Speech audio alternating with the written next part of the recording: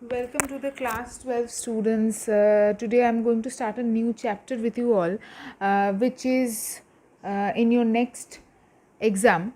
The chapter is the first chapter of the ecology part of your syllabus, which is chapter number 13, Ecology, Environment and Population.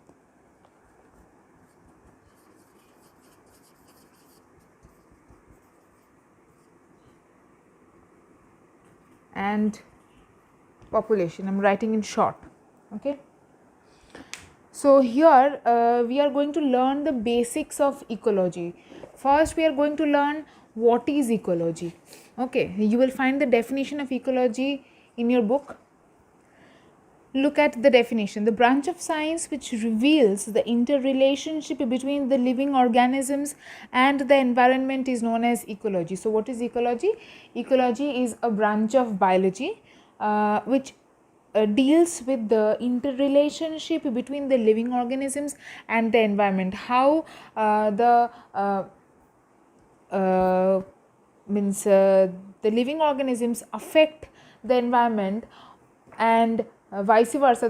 That means how the different factors of the environment affect the lifestyle of the living organisms. So this is what ecology is. Okay, now go to the next page. You will find the types of ecology based on the levels of organization. There are two types of ecology. Number one is autoecology and number two is synecology. So what are these two? Firstly, talking about autoecology, you will find it is a main branch of ecology. It refers to the study of relationships between individual plants and environment. Here a small mistake is there. It is not only individual plants, not only individual animals, it is any individual organism. So cut out plants and write organisms. The relationship between in any individual organism and the environment is known as autoecology, because auto means one. Okay, and then we have synecology. It refers to the study of relationships between communities of organisms and the environment. So when one organism and the environment is involved, that is known as that is known as autoecology. And when a community of organisms and the environment is involved, that is known as synecology. Clear? Now we are going to talk about the levels of ecological organization. What are the levels of ecological organization?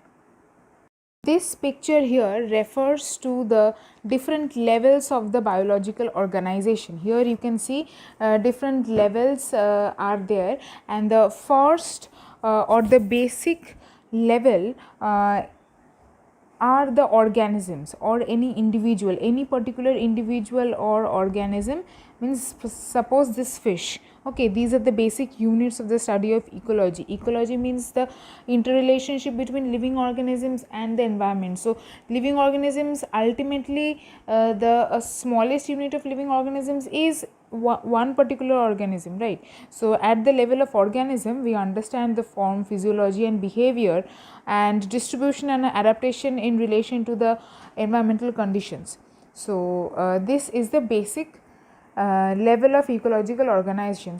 The second level of ecological organization is population. What is population? In the picture you can see first level individual constituted of only one fish, and when in the second level population, the same species, many fishes of the same species are there, it is known as a population. So reading from your book, a population is a group of organisms of the same species living together in a particular habitat. So particular habitat means in a particular living place. When all the when many organisms of the same species live together, it is known as a population.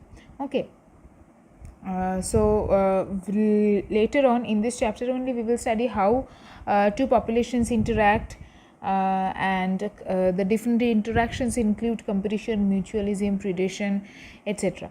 Okay, so here I am going to describe another term to you all, which is known as, I am writing here the name demi. Okay, so what is demi? Population of an organism living in a specific area is called local population or demi. Clear? So I'll clear this part up, and I will go to the third level, which is biological community or simply community. So in this picture you can see the same fish, one organism, one individual of the same fish of species, different living organism, another organism, here is another organism, and many grasses. Okay, so the biological community is a total of all populations of plants, animals, bacteria and fungi living in a habitat at any one time. So when different species, one or two or many organisms belonging to different species, they live together in a particular habitat at a particular time, that forms a biological community. Okay, different populations of a community interact with one another through competition, predation, mutualism, etc. Each biotic community has a specific composition and structure. Okay, so we are done with the three levels of ecological organization. Then we have the fourth level, ecosystem. In your book, this fourth level is named as ecology and ecosystem. So this fourth level is named as ecosystem. So here one addition has been the water and this rock. So apart from the other things which were already there, the fish, the crab, this other thing, and this invertebrate organism, this white colored one, so all these are there, and what is added, the water is added and rocks are added. So ecosystem, from your book I am reading, the branch of science which reveals the interrelationship between the living organism and environment, is known as ecology. This already I have explained this, what is ecology. An ecosystem, on the other hand, is composed of a biological community integrated with its physical environment through the exchange of energy and recycling of the nutrients. So biological community is there, that means different types of organisms are there. Integrated means in addition, what else is there? Physical environment is there. So the rocks and the water, they form the underground physical environment, underground environment, and due to this there is an exchange of energy and recycling of the nutrients. How? Via the formation of the food chain, which I will talk later on. Okay, so suppose in this picture we are getting an example of a pond ecosystem, right? So this picture here depicts the underground picture of a pond ecosystem. Am I clear? Next we have biome here. In your book there is another level between ecosystem and biome, which is known as landscape. You can skip it and you can directly come to biome. Now what is biome? Reading from your book, biome is a major category of regional ecological organization which is delimited, means delimited means not limited by a specific climatic zone. So write it in your book, delimited means having a particular limit. Okay, so which is delimited by a specific climatic zone is known as biome. So here you can see the addition in this level is more and more of the same organisms. So same fish is again means whatever organisms or whatever were there, physical environment, whatever from the physical environment were there in the previous level, in biome it is more, and thus it is limiting the whole thing to a particular ecosystem or a particular climatic zone, which is the underwater zone. Okay, biome is characterized by a major vegetation type with its associated fauna. Each type of biome may possess a patch of different type of ecosystem. Some examples of terrestrial biomes are tropical rainforest. You already know what tropical rainforests are: temperate deciduous forest and deserts. So we are done with 5 of our levels of ecological organization. We will move on to our last and 7th and final level, which is biosphere. Now biosphere is a living mantle of the earth, right, which comprises of all the earth's terrestrial and aquatic biomes.